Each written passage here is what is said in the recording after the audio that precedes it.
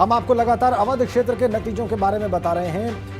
BJP और Samajwadi party का प्रदर्शन कैसा रहा, किन क्षेत्रों में कैसा रहा, कहां पर जीत के क्या फैक्टर रहे, इस पर हम बात कर रहे हैं। नतीजे आपको दिखा रहे हैं, इक्वेशन समझा रहे हैं। और देखिए उसी क्रम में कुछ और नतीजे ये आपके सामने जसवंत नगर के प्राची। बिल्कुल, देखिए जसवंत नगर जो कि कहा जाता है समाजवादी पार्टी का गढ़ है, यहाँ मुलायम सिंह यादव के नाम पर चुनाव होता है, तो शिवपाल यादव ने ऐसा ही करके दिखाया है। शिवपाल यादव यहाँ पर देखिए कितनी सारी वोटों से जीते हैं, जो मार्जिन है वो बहुत ज्यादा है। भाजपा के विवेक शाक्य टफ फाइट नहीं दे पाए यहाँ पर।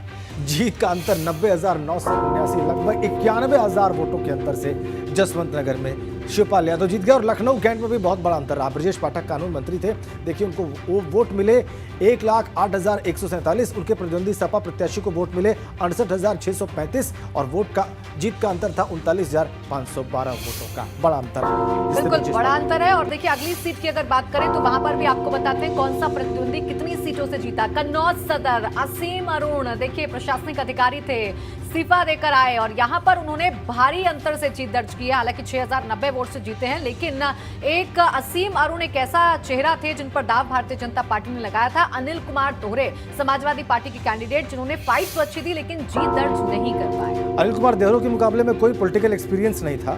दोहरे कई बार चुनाव लड़ चुके थे लेकिन 6,000 वोटों से हार गए। सतीश महाना फिर से जीत गए देखिए, और अब की बार जीत का अंतर 82,261 वोट। महाराजगंज सीट इनकी, महाराजपुर क्षमा करें, कानपुर की। बड़ा ये अंतर सतीश महाना की जीत का फतेह बहादुर गिल पर, जो सपा के प्रत्याशी थे। ये बड़े अंतर वाले जो रिजल्ट रहे हैं और जो बड़े चेहरे रहे हैं, महत्वपूर्ण चेहरे रहे हैं, जिन पर सबकी निगाहें थी, उनके परिणाम और उनकी जीत का अंतर हम आपको दिखा रहे हैं। बिल्कुल, सीसामऊ की बात कर लें, देखिए इरफान सोलंकी का ये गढ़ है और इरफान सोलंकी लगातार कॉन्फिडेंट भी नजर आ रहे थे चुनाव प्रचारों में और जीत भी उन्होंने दर्ज की है। और जो वोट का अंतर है, यानी जिस मार्जिन से वो जीते हैं, वो है 12,266। ये बड़ा अंतर होता है। भारतीय जनता पार्टी के सलिल विश्नोई, जो माना जा रहा था कि टफ फाइट देंगे, उतनी टफ फाइट दे नहीं पाए। बिल्कुल, सलिल विश्नोई भी एक एक्सपीरियंस्ड, एक वेटरन पॉलिटिशियन, लेकिन चुनाव हार गए। राजेश्वर सिंह अभिषेक मिश्र से चुनाव जीत गए और जीत का अंतर रहा 56,186 वोट, जो कि बड़ा अंतर है। बीच में कई बार यह मुकाबला ऊपर नीचे हुआ, आगे पीछे होते रहे, लेकिन अंततः ये नतीजा रहा 56,186। बिल्कुल, शुरुआत में बहुत टफ फाइट देखी गई थी। जब पोस्टल बैलेट खुल रहे थे उसमें कई बार लीड ली थी अभिषेक मिश्रा ने, लेकिन फिर भी जीत दर्ज नहीं कर पाए और भारी अंतर से राजेश्वर सिंह ने यहां पर जीत दर्ज की है। मेरे तमाम सहयोगी अवध क्षेत्र के अलग अलग जिलों से बने हुए हैं, उनके पास हम चलेंगे, उनसे जानेंगे कि आखिर किस तरीके से वो इन चुनावों को देख रहे हैं। अनुभव का रुख करेंगे, जो कि लखनऊ से हमें तमाम तस्वीरें दिखा भी रहे हैं और साथ ही साथ बता रहे हैं कि वहां पर क्या फैक्टर्स रहे।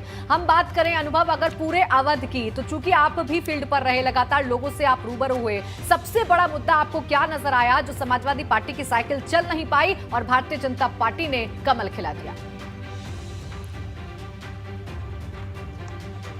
देखिए, सबसे बड़ा मुद्दा केवल अवध में ही नहीं, हम पूरे उत्तर प्रदेश की बात करेंगे, 403 विधानसभा सीटों की बात करेंगे।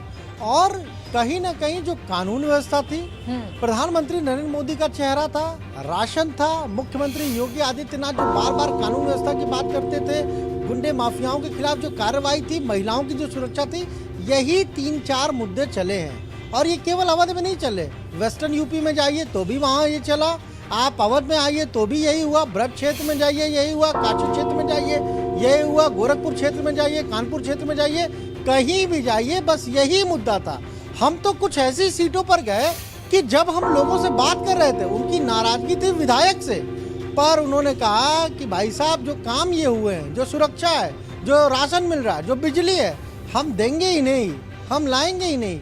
तो ये एक बड़ी वजह रही और यही बीजेपी भी मान रही है, पार्टी के बड़े नेता भी मान रहे हैं कि इस बार इस चुनाव में जो की फैक्टर रहा, यही सारी चीजें रही जिसकी वजह से बीजेपी को, हम कहें तो 1989 जब कांग्रेस की आखिरी सरकार उत्तर प्रदेश में थी, उसके बाद से कोई बना नहीं था, कोई सरकार दोबारा रिपीट नहीं हुई थी।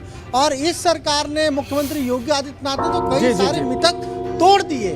क्यों? क्योंकि पहली बार ऐसा हो रहा है 3.5 दशकों में, जब कोई सरकार दोबारा बन रही है, यानी रिपीट हो रही है। 5 साल पहले काम किया, 5 साल का जनता ने और मैंडेट दिया। कोई बीजेपी का पहला मुख्यमंत्री जो दोबारा रिपीट हो रहा है। नोएडा जाने को लेकर एक, हम कहें तो अंधविश्वास था, उसको मुख्यमंत्री योगी आदित्यनाथ ने तोड़ा। तो कई तरह के मिथक को तोड़ा है। पर एक बात जरूर है कि इस चुनाव में भी हम कहें तो जो प्रधानमंत्री नरेंद्र मोदी की जो योजनाएं थी, योगी आदित्यनाथ जो कानून व्यवस्था की बात मंच से करते थे, बुलडोजर से करते थे, वो बड़ा अपील किया, वोटर्स के बीच बड़ा अपील किया। और सबसे महत्वपूर्ण बात है कि जो रैली में बात होती थी, उस मोमेंटम को बीजेपी तब तक बरकरार रखने में कामयाब रही जब तक वोटर वोट डालने वोटिंग सेंटर पर नहीं पहुंच गया। बिल्कुल, आपने बड़ी शायद महत्वपूर्ण समाजवादी बात कही। पार्टी से यही चूक हो गई।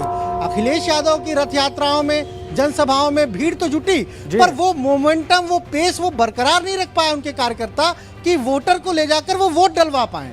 बिल्कुल आपने ठीक कहा कि जो रैलियों में जो भीड़ जुट रही थी अखिलेश यादव की, वो कितनी वोटों में तब्दील हुई, इस पर चर्चा होनी आवश्यक है, इस पर शायद मंथन हो भी रहा होगा।